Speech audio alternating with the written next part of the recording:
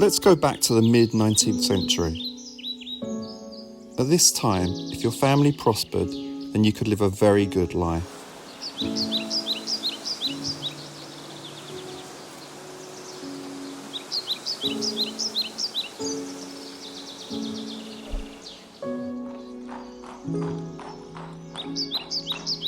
But if you had very little, you would most likely live a hard life of poverty, disease, and illness.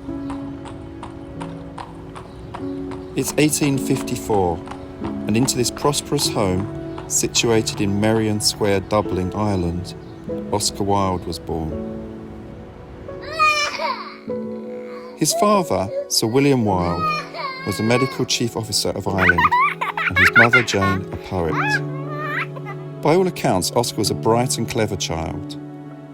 He was even known to be able to read two facing pages of a book simultaneously.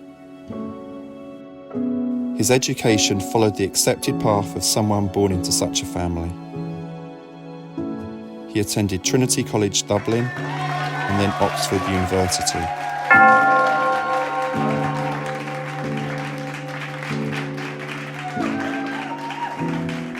After moving to London, Oscar worked as a writer and journalist. And over the next 10 years, he wrote poetry, short stories, stories for children, plays and journalism.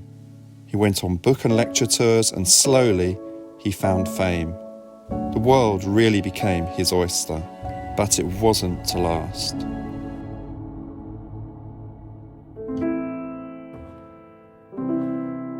This small document found in the National Archives is a calling card left by the Marquess of Queensberry.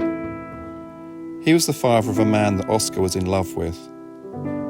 The intention seems to have been to warn Oscar to keep away from his son.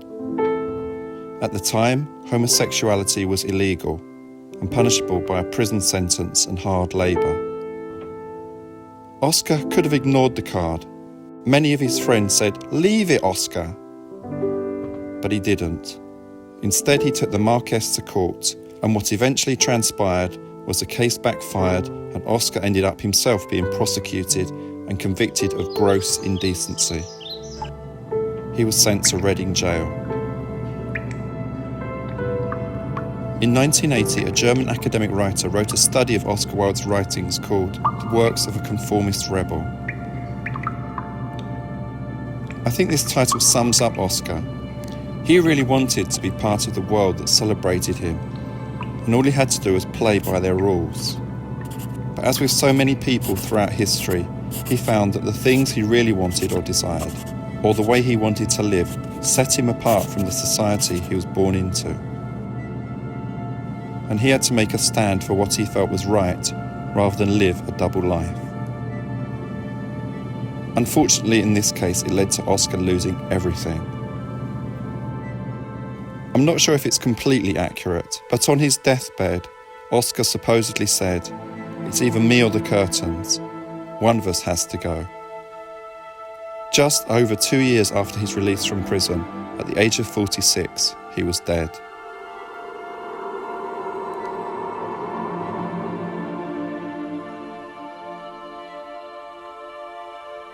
So who in today's world stands in any way comparable to Oscar Wilde? Well, the rebel today I've chosen is Oscar Wilde. A bit of a cheat there. But because of his writing, because of the constant stream of reprints, theatrical productions, films, even this one, Oscar is still with us. Even though we do very much romanticise his life today, he can still be seen as the patron saint of anyone that feels they don't completely belong to the world they are born into.